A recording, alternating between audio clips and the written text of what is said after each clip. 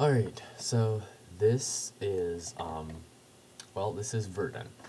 Now remember that trenches are supposed to be a lot longer than this. Yeah, so basically I was gonna roleplay this, but I decided not to, for a number of reasons. I've done some roleplay already, and I'm tired of it. Also, squids keep spawning in the trenches, which looks really weird, and, yeah, I figured I'd just talk about this, and also the topics I was going to cover here I mostly already covered in Passchendaele. Yeah, so basically, Verdun.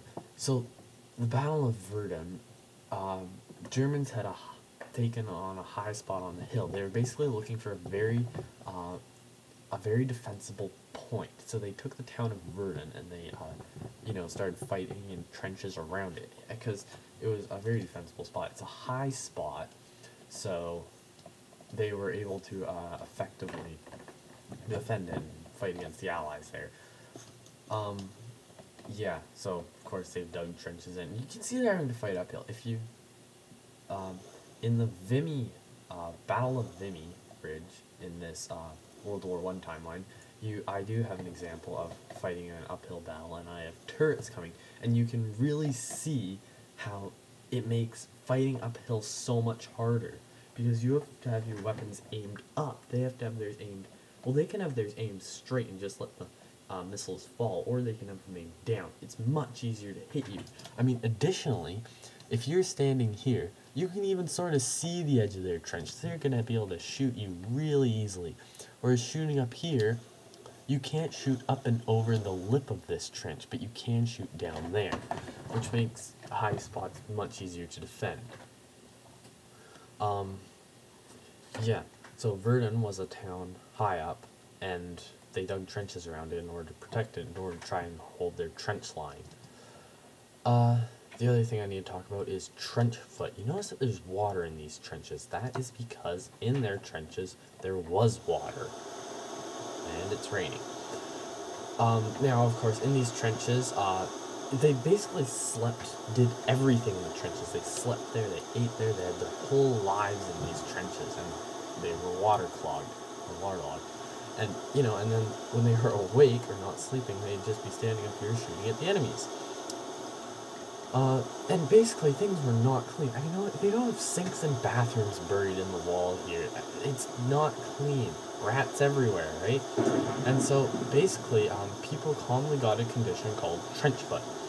And trench foot, I'm not going to show any pictures. I showed pictures of other things, and trench foot is rather disgusting. Basically, trench foot is like, it's a disease on the foot, right? And it kind of makes your whole foot fall apart, in a way. It's not nice. And, a lot of people got it, alright? And, due to the fact that trench foot could lose toes, I'm only, inferring this, but I'm assuming that people had difficulty walking, because I know if you lose your big toe, you lose a lot of your balance, and if trench foot, you can lose your big toe. So suddenly crossing no man's land in the middle here between the trenches just got 10 times harder, not to mention the fact that you're having to climb a mountain. Alright, so things were not looking good. But yeah. So that's trench foot, and that's the Battle of Verdun. Oh my gosh. This is like horrifying and exciting all at once. We're here at Vimy Ridge. We're making our name history. Canadians are. For once, we won't be just that little small country. Britain, France, and many other countries have tried to take Vimy Ridge, and none succeeded. But I'm sure Canada will. We're going at it. Them again. We must win this. I know Phil's Canadian. His name is Billy Bishop. He's fighting in this war too. He's an air ace. Fighter pilot who's taken down many enemy planes. Tens of tens, dozens of dozens. Many fighter planes. Many enemies fell to him, a legendary Canadian. We want all Canadians to be like him, to make their names in the history books. We will no longer just be Britain's little side. We will be an important figure.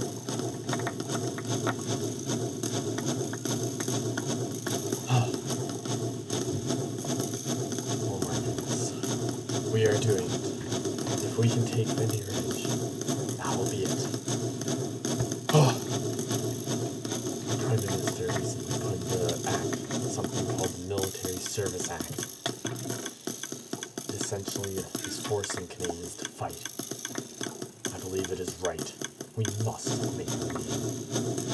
We must prove to be more than just that huge country with a small population. This is our time. 20th century is Canada's century.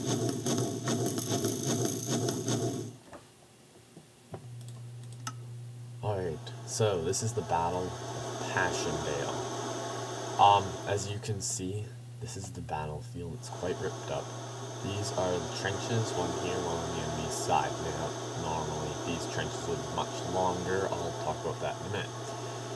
So, first of all, Battle of Passchendaele, sometimes known as the Third Battle of the Ypres.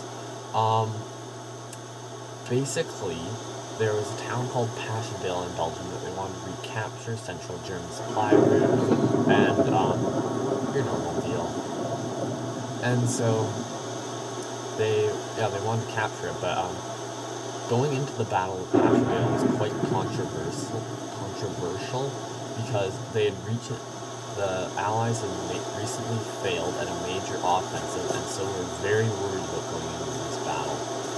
Now, this battle, that being said, this battle was won, but it cost huge numbers of casualties. It didn't gain the Allies much ground, and the Germans quickly retook it. But they did win.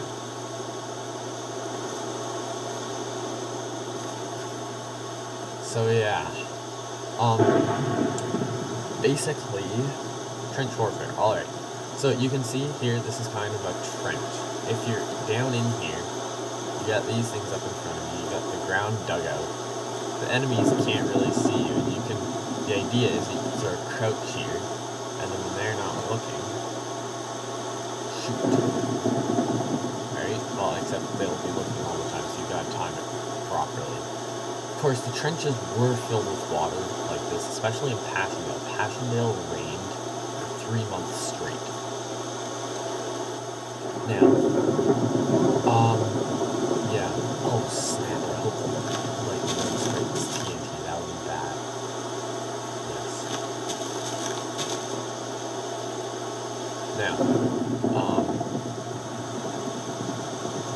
so essentially, yeah. So basically, what happens is when they get two sides fighting like this, both sides get down, dig in trenches like this, build up these barriers, and they dig them for a long ways across. I didn't do them that far because that would take a long time. Now, you notice, however, that these trenches aren't straight. If I go down here, keep going down them, I have to turn over here, and then build on the other, keep going here, and then I come back and turn over this way, then turn back over this way, all while trying not to step in the water.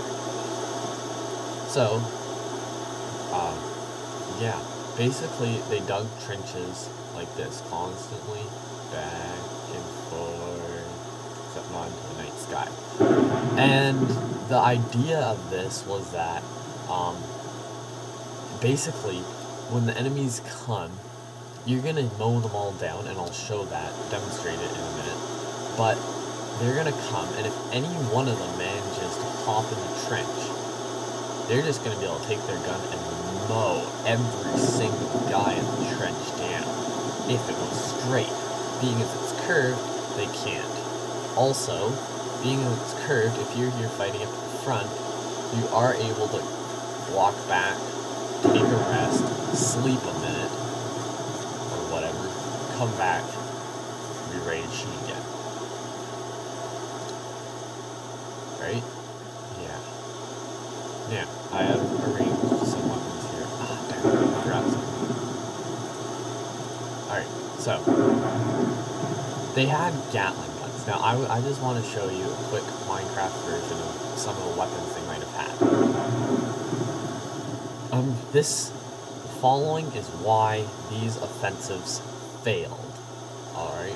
Why they could never break through the trenches. I'll also talk about why they no longer use trenches. This is the reasons why.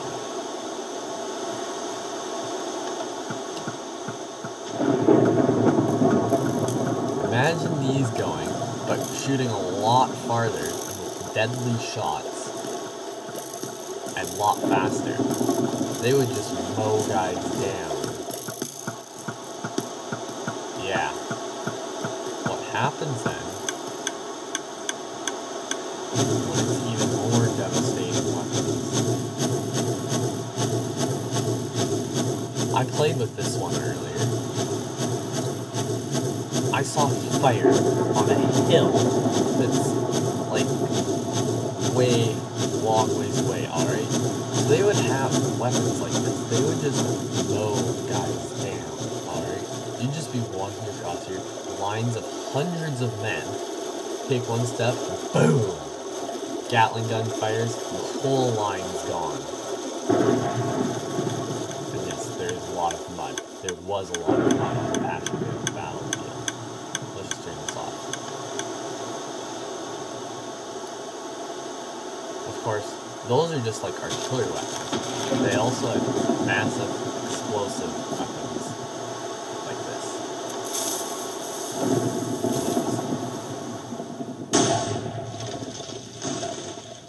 Yeah.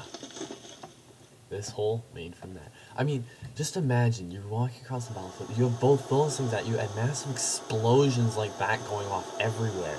You can see why they rarely manage to take a trench, why almost all the offensives fail. But, surprisingly, this isn't why trench warfare is no longer obsolete. It's not because you can never do anything with it. The reason they no longer do trench warfare is because you have a plane flying overhead here. Chuck a grenade down there. Boom! Trench is gone, right? Planes just completely obliterate the need for trench warfare. Additionally, you have a tank coming across here. The only thing that can harm it is those big guns that can with massive explosions. But like the ability to hit them is not that great. So they just march across here, right into the trench, over all the men, through yeah, tanks, airplanes didn't go well. Also, this land in between the two trenches, being as like no man can survive in here, they called it No Man's Land, which is kind of a fitting name. Any man that goes in there dies, so no men go in there. Well, except when they're ordered to, but it's called No Man's Land, and it's not a nice place to be.